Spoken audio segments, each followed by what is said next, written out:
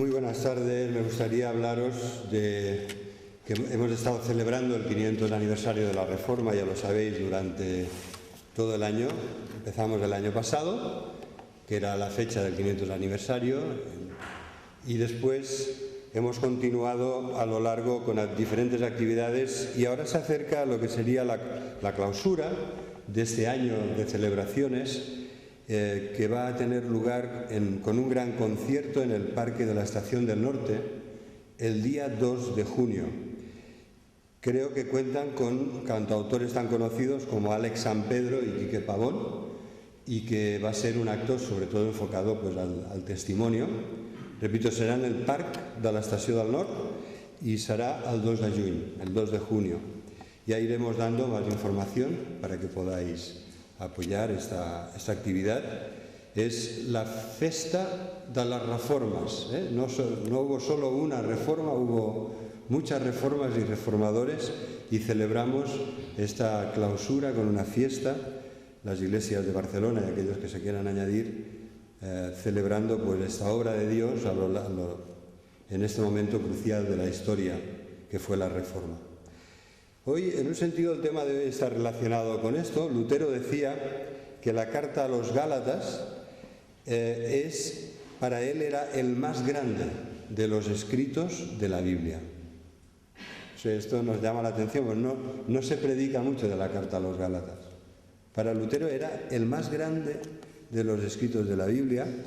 Yo creo que se dan unas circunstancias parecidas, las de la época que le tocó vivir Lutero, con las doctrinas, la teología de la Iglesia Católica Romana, en la que las obras ocupaban un lugar clave en la salvación. Ya sabéis que somos salvos no por obras, pero sí para obras. Entonces, este matiz de no por medio de las obras, sino para que fructifiquemos en buenas obras, fue algo de lo que Lutero recibió mucha luz espiritual, porque en su época las obras eran parte de los requisitos necesarios para la salvación. Así lo explicaba equivocadamente la Iglesia Católica Romana. Después, con el tiempo, Lutero ha sido restaurado como maestro de la palabra de Dios, y la principal de las doctrinas que causó las grandes controversias de la Reforma, como es la justificación por la fe, de la que hablaremos hoy también, pues fue aceptada y él restaurado, no como un hereje que había sido considerado a lo largo de todos estos siglos, sino como un doctor de la Iglesia, y esto reconocido por la Iglesia Católica Romana a principios del siglo XXI. Creo que es interesante ver, y también hemos de dar gracias a Dios por estas cosas que suceden y que permiten que las iglesias reconozcan en aquello que se han equivocado, porque no estamos exentos de error, ni ellos ni nosotros estamos exentos de equivocarnos a veces, y hemos de considerar todas estas cosas con mucha humildad. Lutero, como os decía, consideraba el más grande de los escritos, hasta el punto que decía, literalmente, así lo decía Lutero: la epístola a los Gálatas es mi epístola, ¿no? La que más le había tocado el corazón. Es como si estuviera unido en matrimonio con ella.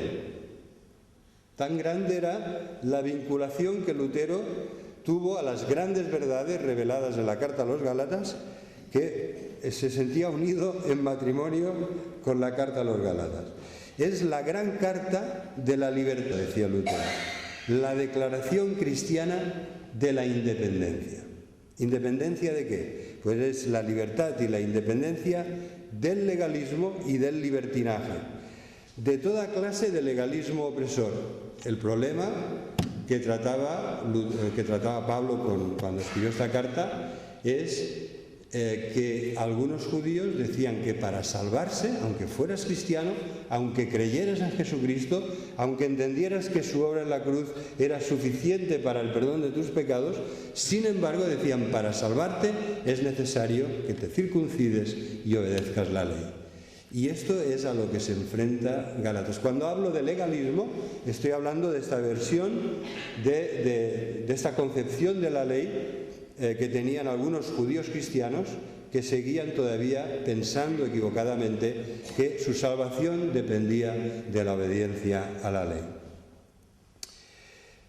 Ante esto, Lutero dice que es la carta, la gran declaración de independencia y la gran carta de la libertad del legalismo y la libertad del libertinaje, es decir, de toda libertad que te esclaviza al pecado en el que caes o a las ideas o a las personas a las que sigues.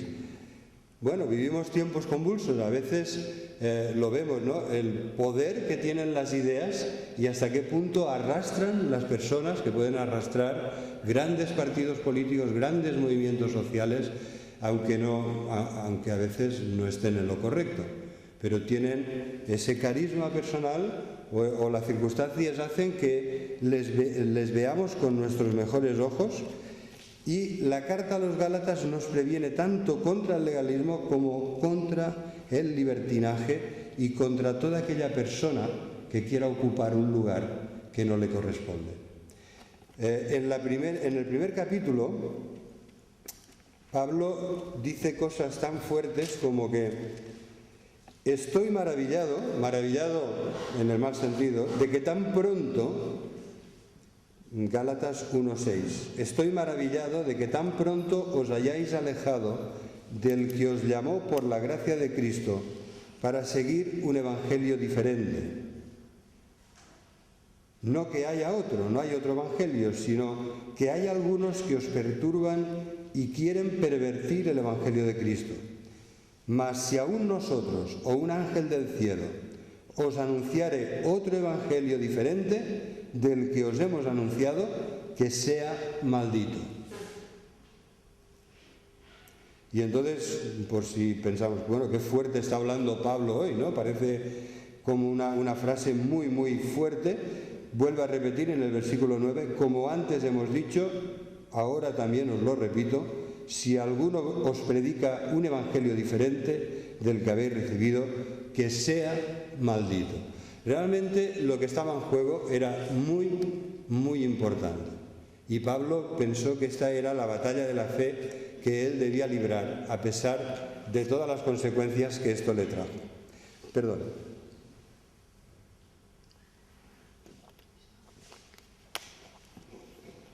Me gustaría que veamos hoy juntos que la salvación, esta salvación que es anunciada en el Evangelio y por la que Pablo está dispuesto a enfrentarse a todos aquellos que están desvirtuando y pervirtiendo este Evangelio, gracias a esta salvación, por la pura gracia de Dios, por medio de Jesucristo, hemos sido bendecidos con toda bendición espiritual. Todo lo bueno de nuestra vida nos ha sido dado por Dios y nos ha sido dado por medio de esta obra redentora de Jesucristo.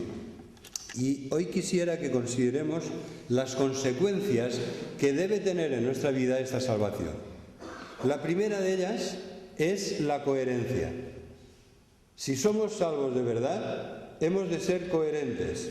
Y esto es lo que Pablo le echó en cara a Pedro. No fue coherente. Mira que seguro que se tenían gran aprecio, seguro que se tenían en alta estima. Pablo había ido a ver a Pedro para ser confirmado en el Evangelio, para recibir estas palabras de ánimo que le permitieran seguir con su ministerio, pero sin embargo en esta ocasión, cuando Pedro vino a Antioquía, dice Pablo, le resistí cara a cara porque era de condenar.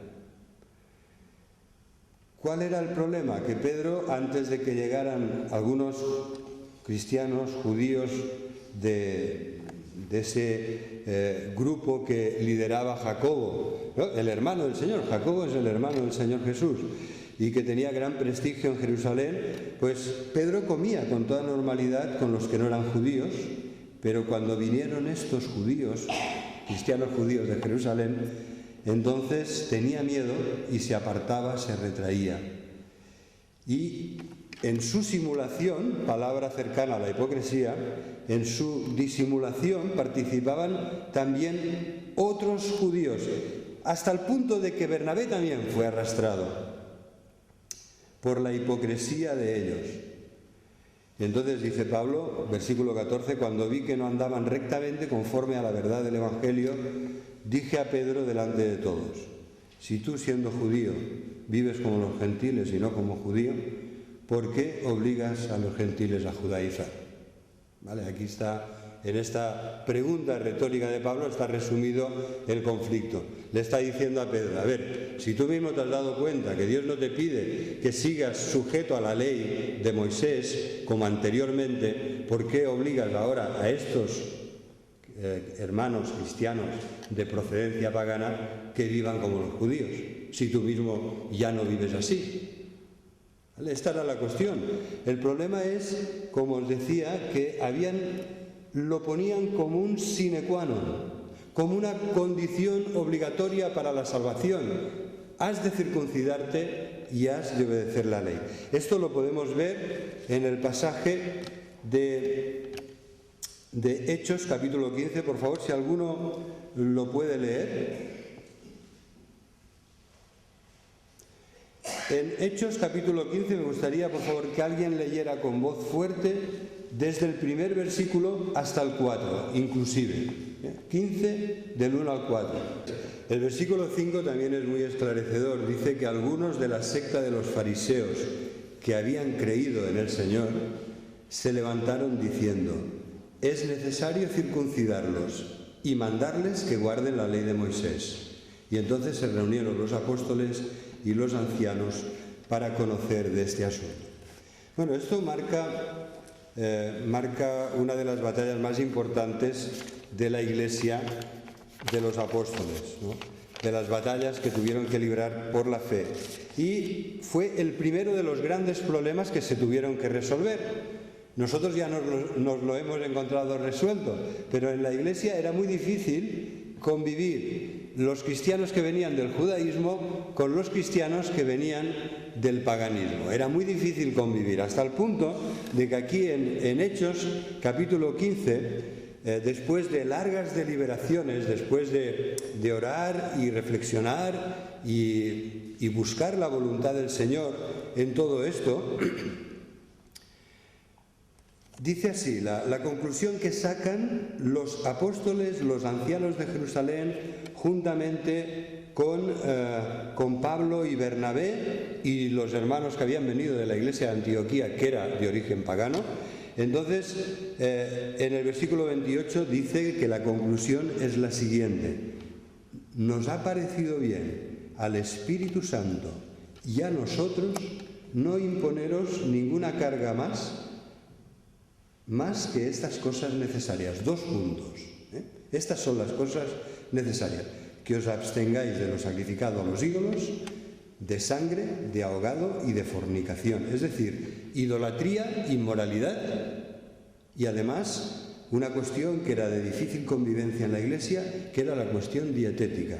Absteneros de sangre y de ahogado, de las cuales cosas si os guardareis, bien haréis. Esta es la conclusión. Es decir, la Iglesia reunida con todos los apóstoles, con todos los ancianos de Jerusalén, con Jacobo, con los hermanos de las iglesias gentiles de Antioquía, llegan a la conclusión de que no es necesario guardar la ley de Moisés y ser circuncidado para ser salvo, sino que es necesario apartarse de lo malo, es decir, de la idolatría, de la fornicación, y respetar por amor unas normas de convivencia en la Iglesia que tenían que ver con aquellas cosas que eran insoportables para los judíos, que era el ahogado y la fornicación. Ya sabéis que no sabemos hasta qué punto esta cosa que va tan atrás en el tiempo es exactamente así o no, pero la frase de que le den morcilla viene de cuando aquí en España los judíos fueron expulsados, ya sabéis, en la época de los reyes católicos, y para comprobar si la persona era judía o no judía y si aceptaba adaptarse a las normas del país, la frase era que le den morcilla, que tiene, además de la carne de cerdo, prohibida para musulmanes y judíos, pues tiene gran cantidad de sangre. Y entonces eso era la prueba definitiva. Algunos decían, yo de esto no como ni para atrás, y se iban, ¿no? Eran expulsados del país a causa de esto. Pues bien, aquí tenéis el origen Aquí tenéis el origen bíblico de esta norma, que es el Concilio de Jerusalén, cuando la Iglesia decide que por amor hay que buscar la paz y la armonía en la Iglesia y la buena convivencia. Y si hay cosas que realmente eran un problema para los judíos, que por amor a ellos pues se abstuvieran de todo esto, sacrificado a los ídolos, sangre, ahogado y fornicación. Pero no hablaron en ningún momento de la circuncisión, que era la gran señal del pacto, de que pertenecían al pacto del pueblo de Dios. En ningún momento se impuso esto, ni la obediencia a la ley en general. Así que, como os decía, la primera de las consecuencias de la salvación, la primera consecuencia que debe tener la salvación en nuestra vida es la coherencia. Pablo fue coherente, pero en esta ocasión no lo fue Pedro. Seguramente hubo otras ocasiones, espero que con esto nadie se rasgue las vestiduras, que fue al revés, que Pablo no fue coherente y que Pedro sí lo fue, porque ellos no estaban exentos de errores y de pecados. Cuando escribían la palabra de Dios, sí, pero en su vida, pues ellos eran pecadores perdonados como nosotros, llenos del Espíritu, guiados, consagrados a Dios y a su obra apostólica y misionera, pero eso no quiere decir que él estuviera preservado de pecado. En una ocasión, ¿verdad?, Pablo insultó al sumo sacerdote, le dijo que era como un sepulcro blanqueado. Se lo debía merecer aquel hombre, pero cuando le preguntaron, ¿tú no sabes que no puedes insultar a aquel que es el principal, el príncipe del pueblo de Dios? Y entonces dijo, pues yo no lo sabía, dijo Pablo. Cuesta creer que él no supiera quién era aquel señor, ¿verdad? Cuesta pensar que Pablo estuviera confundido en aquel momento, pero puede ser también, en fin, no, que esto no sirva de acusación para Pablo tampoco. Como os decía, la coherencia es sumamente importante. ¿Por qué decimos que Pedro no fue coherente y que Pablo le tiene que resistir?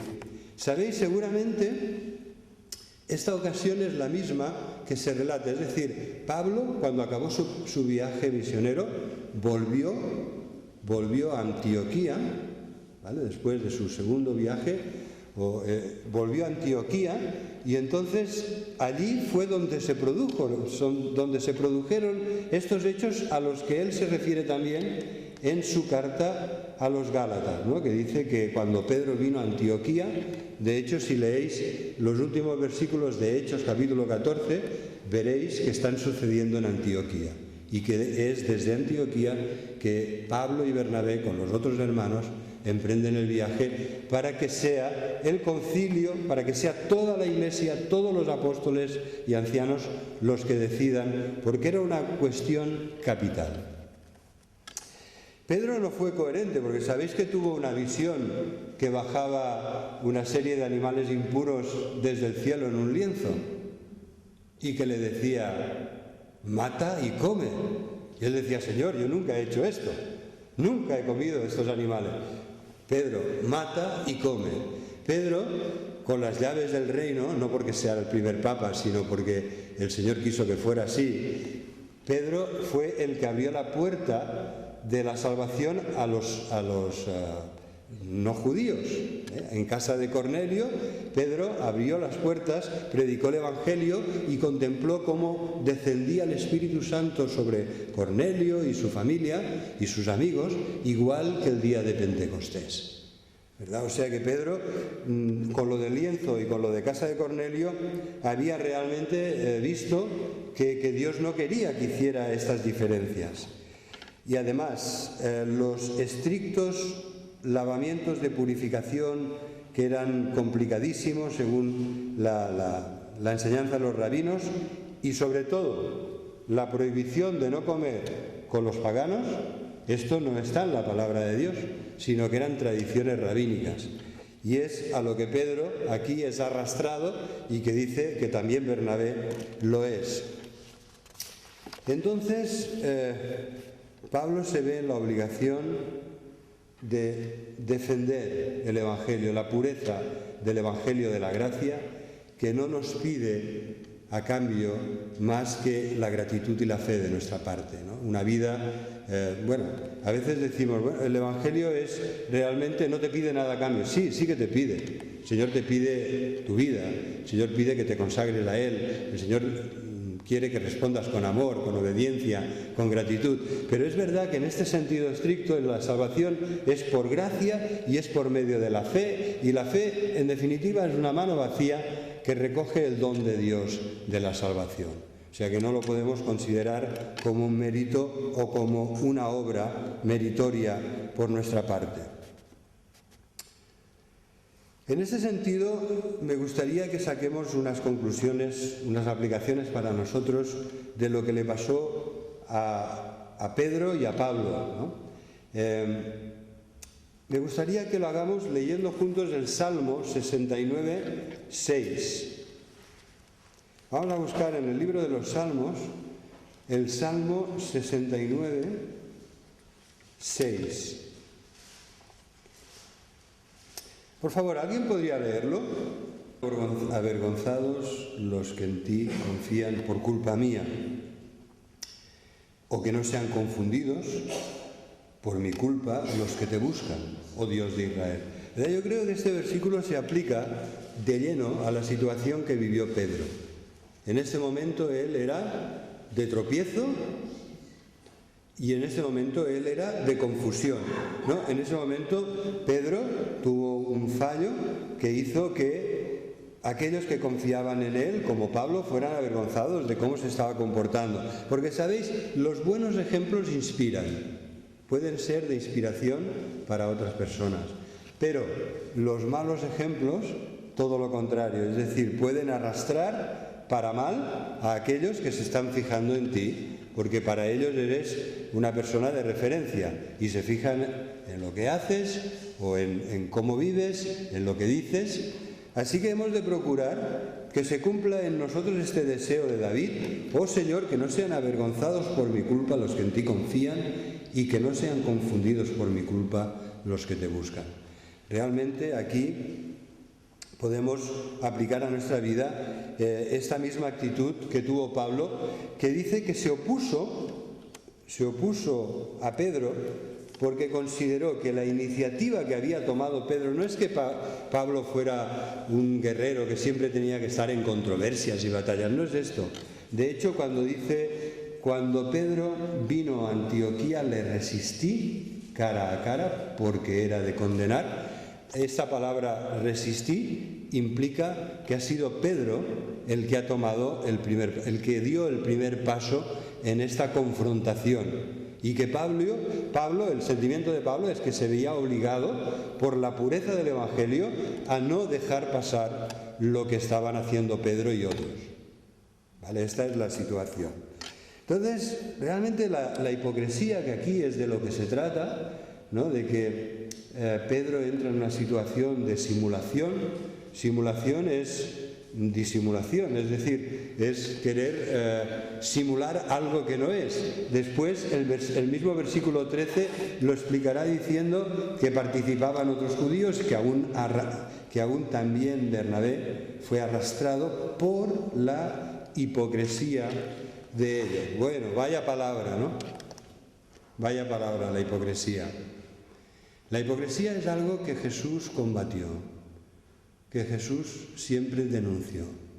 Y es en este sentido que Pablo, siguiendo y en el espíritu de Jesús, en el espíritu del Evangelio, se opone a algo que el Señor mismo se habría opuesto, ¿no? Porque la hipocresía es simulación, es fingir, es que por una serie de razones actuamos mal. ¿Cuáles son las razones? Vamos a pensar un poquito en nuestra vida. ¿Cuáles son las razones que nos pueden a veces hacer caer en ese grave error de la hipocresía, que es un pecado condenado por el Señor Jesús? Bueno, a veces, yo creo que sí, que hay causas que a todos nos ha podido pasar, que el que esté libre de pecado, que tire la primera piedra, que a veces hemos simulado un poco, hemos fingido, no hemos estado, vamos a decirlo más, no hemos estado a la altura de lo que el Señor quería de nosotros, esperaba de nosotros y de nuestro testimonio, ya sea frenando el pecado de nuestros hermanos o de nuestra familia o de nuestra iglesia o ya sea también ante aquellos que se oponen a Dios y ante los que debemos dar un testimonio firme y claro del Evangelio. ¿Pensáis que el temor es una de las causas de la hipocresía? Yo creo que sí, ¿eh? De hecho, si seguimos leyendo,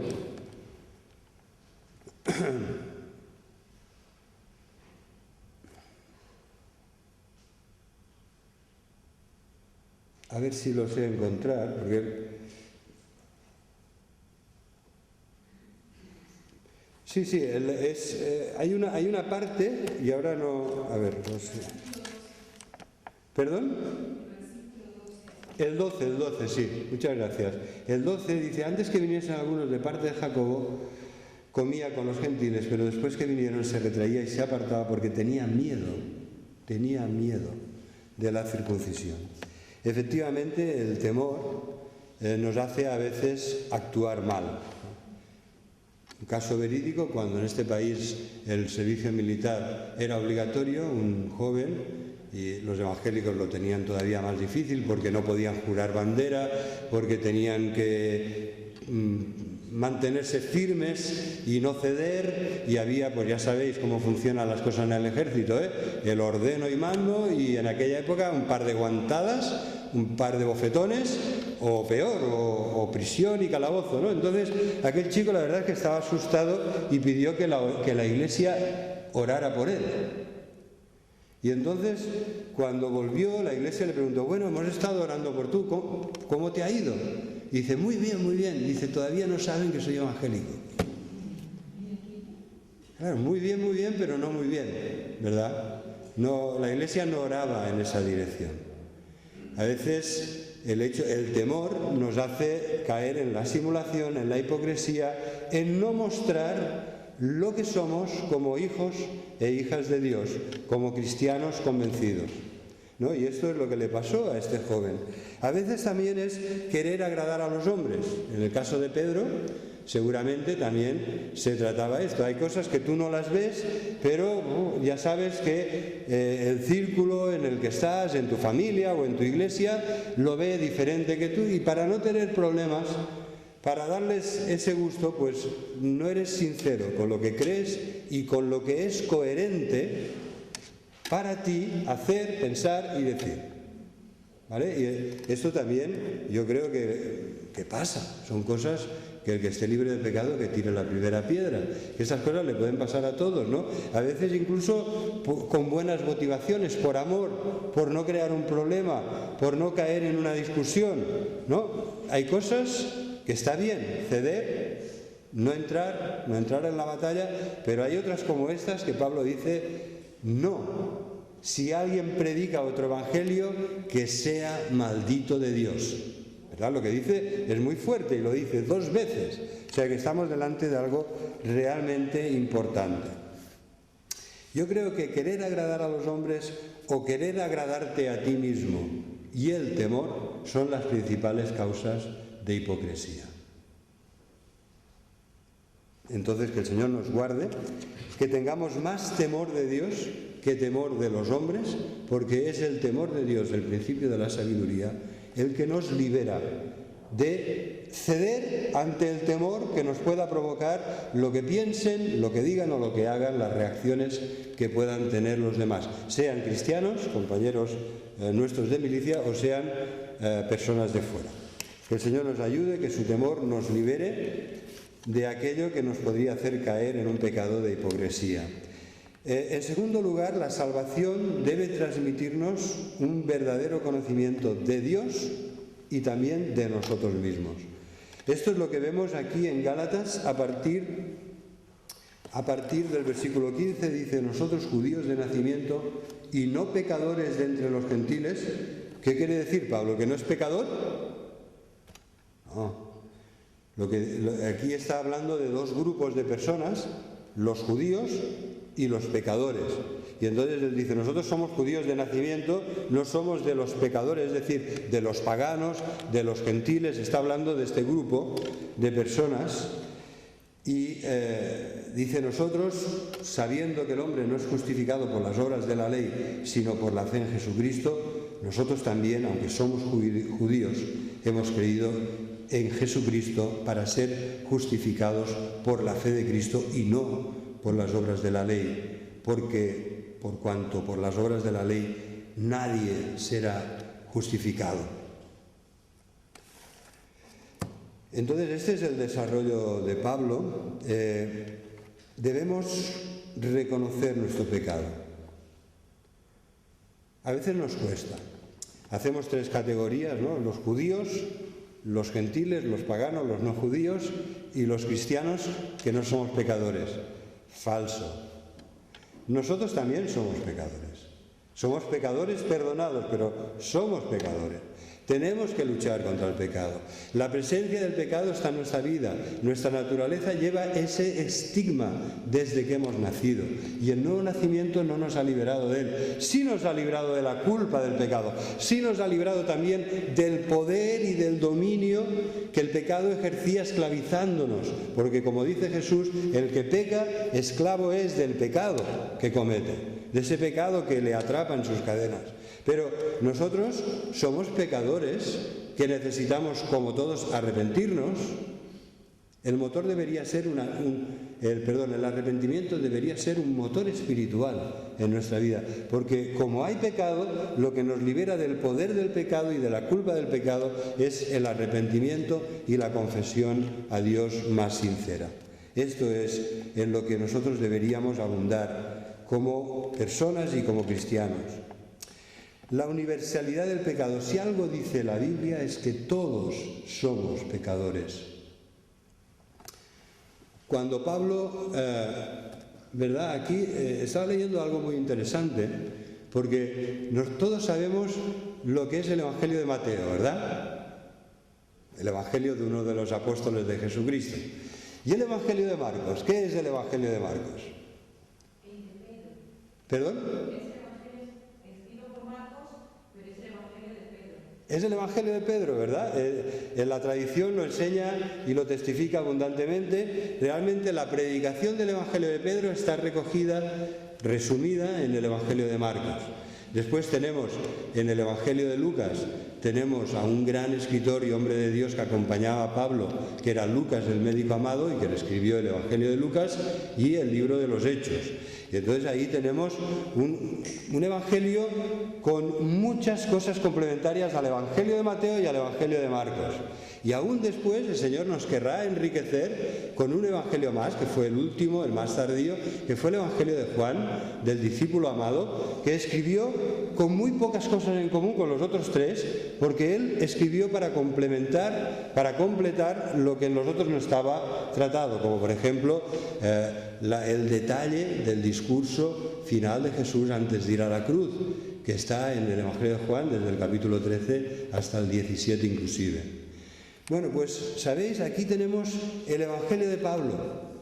¿Cuál es el Evangelio de Pablo? En un sentido está reflejado en los escritos de Lucas, porque Lucas acompañaba a Pablo, pero el Evangelio de Pablo propiamente es la carta a los romanos. Y en este sentido la carta a los Gálatas también. Este es el Evangelio de Pablo. Este es el Evangelio por el cual él lucha y que considera que hay cosas tan peligrosas que desvirtúan y corrompen este Evangelio y que atraen la maldición de Dios, que caen bajo el peso de la maldición de Dios. Así que si queréis conocer bien el Evangelio de Pablo, leed la carta a los romanos. En ella Pablo empieza diciendo pues que ha sido enviado a Roma para predicar el Evangelio, que lo ha intentado muchas veces y que el Evangelio es poder de Dios para salvación a todo aquel que cree, que él no se avergüenza del Evangelio porque está llamado a predicarlo y se siente deudor a todos, a los judíos primeramente y a los gentiles, a los no judíos, ¿verdad? Ahí en Romanos tenemos, como Pablo lo dice en su introducción, su concepto, su desarrollo de lo que él entendía que era el Evangelio.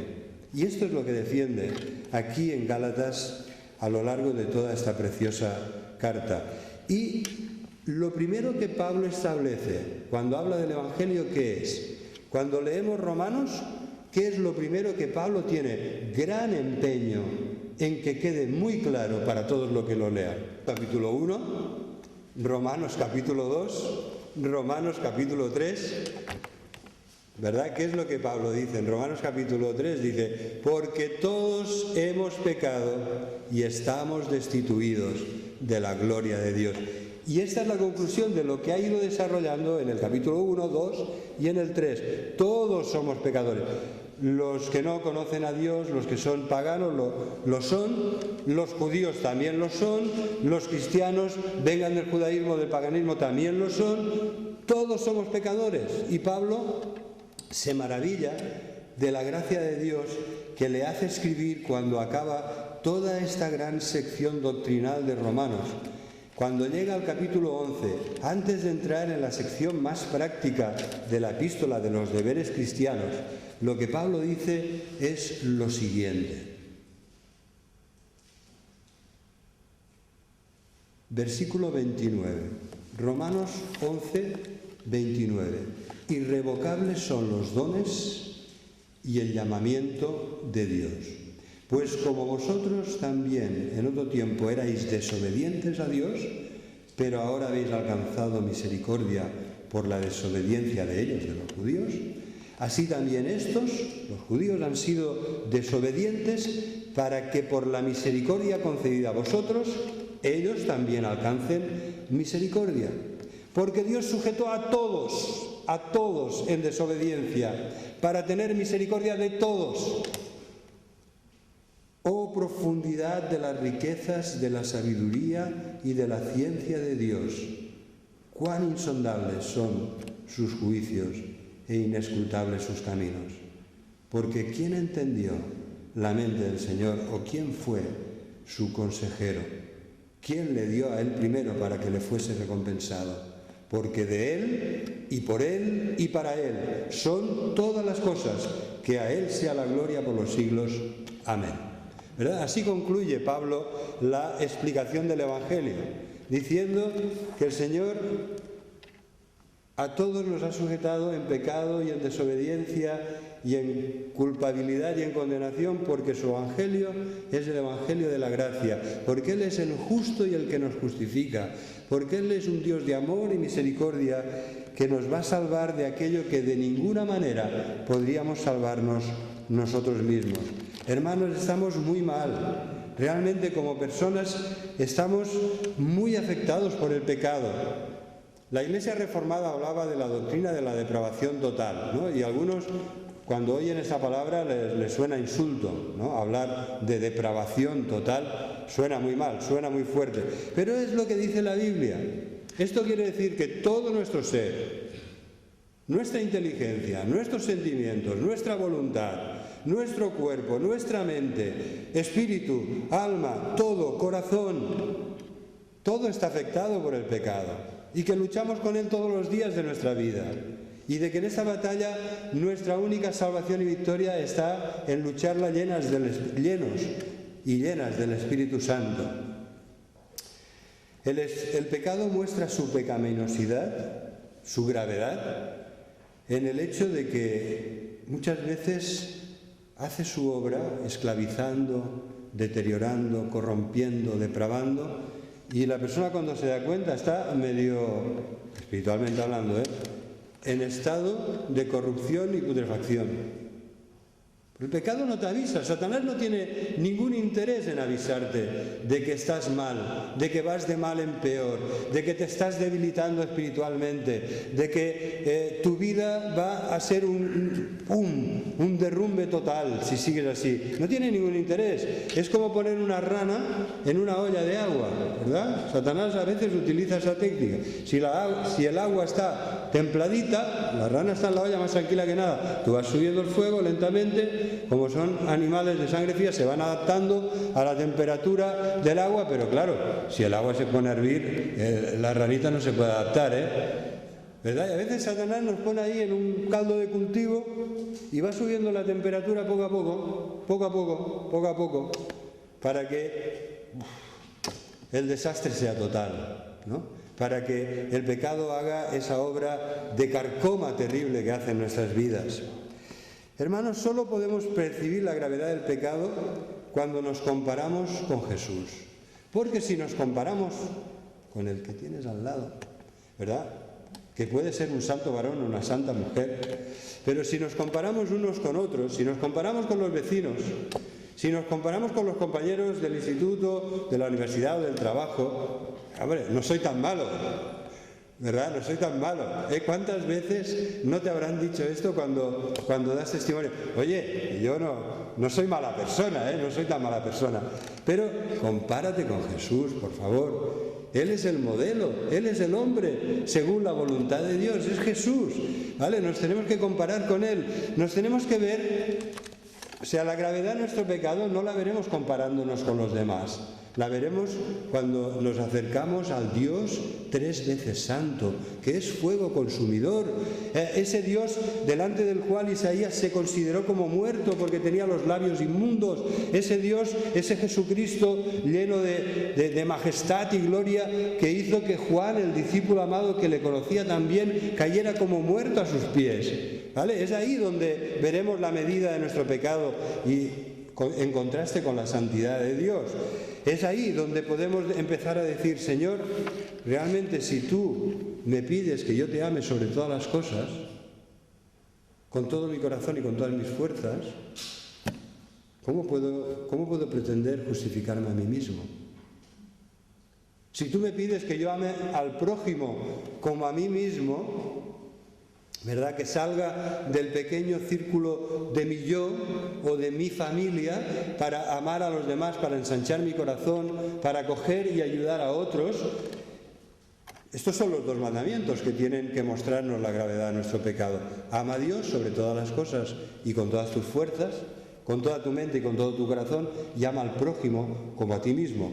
Y ama a tus hermanos y hermanas en Cristo como Jesús nos amó dando su vida por nosotros en la cruz. Esas son las medidas con las que nos debemos juzgar. Así que, buenas noticias, ¿verdad? Buenas noticias. Dios es el Dios de amor, Dios es el justo y el que justifica a los que confían en Jesús. Si volvemos a la carta a los Gálatas, veremos que es así.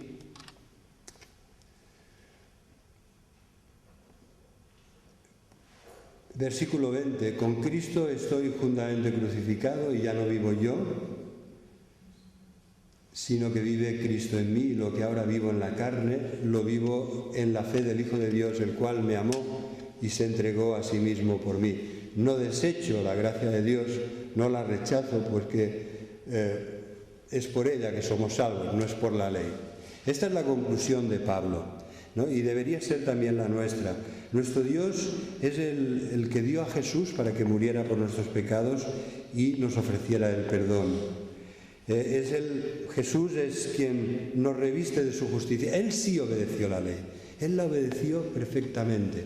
Y Él no solo paga por las deudas que nosotros teníamos y nos deja bien reconciliados con Dios, en paz con Dios, sino que además nos reviste de todos sus valores, de esta justicia, de esta perfecta obediencia que fue la suya.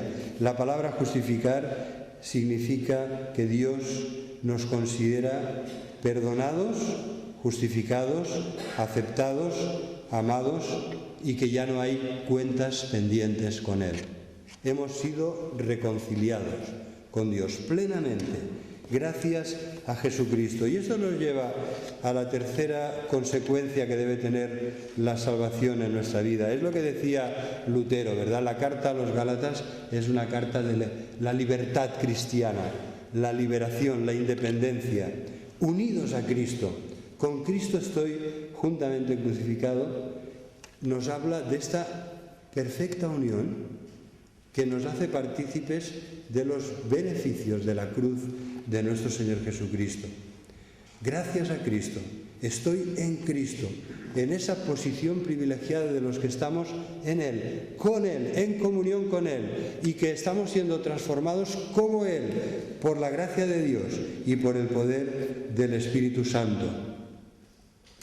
Y entonces esto nos debería ayudar, como digo, a ser liberados del poder del pecado. Hemos sido y estamos, porque aquí Pablo no dice que lo ha sido y ya no lo es, sino que lo expresa en un tiempo verbal diferente. Dice, con Cristo estoy juntamente crucificado. Pablo se considera muerto al pecado. Pablo se considera liberado del dominio que el pecado ejercía mucho dominio en la vida de Pablo, ¿eh? Era un perseguidor de la Iglesia, era un hombre cruel y violento, ¿verdad? Por lo que nosotros sabemos de su biografía anterior. Pero Pablo dice, yo ya estoy crucificado con Cristo, allí estoy con Él, unido a Él, y los beneficios de su cruz son también para mí, aunque sea un perseguidor de la Iglesia y un asesino. Efectivamente, ya Pablo dice, ya no vivo yo, mas vive Cristo en mí. ¿En qué sentido, hermanos? ¿En qué sentido? Ya no vivo yo, mas vive Cristo en mí. Y lo que ahora vivo en la carne, lo vivo en la fe del Hijo de Dios, que me amó y se entregó por mí. ¿En qué sentido? ¿No vives? ¿No vivimos? O sea, normalmente, a ver, yo hablo mucho con todos vosotros. No hablamos así nosotros, ¿eh? Ni hablamos de que estamos crucificados con Cristo, ni decimos ya no vivo yo, vive Cristo en mí. ¿Verdad? Estas deberían ser las consecuencias de la gran salvación que nos anuncia el Evangelio de Jesucristo. Ya no vivo yo.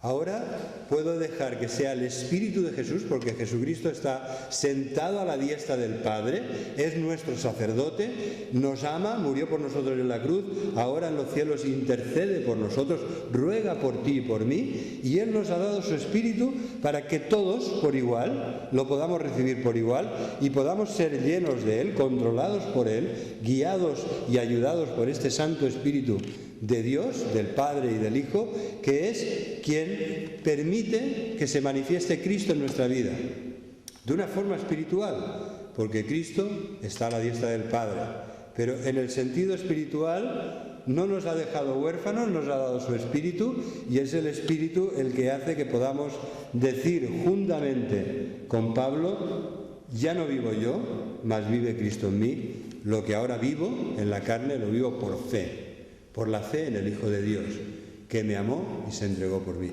Hermanos, mucha gratitud, ¿verdad? Yo os he querido hablar hoy de coherencia, de las consecuencias que debería tener la salvación en nuestra vida. Por favor, seamos coherentes. Por favor. No es fácil, ¿eh?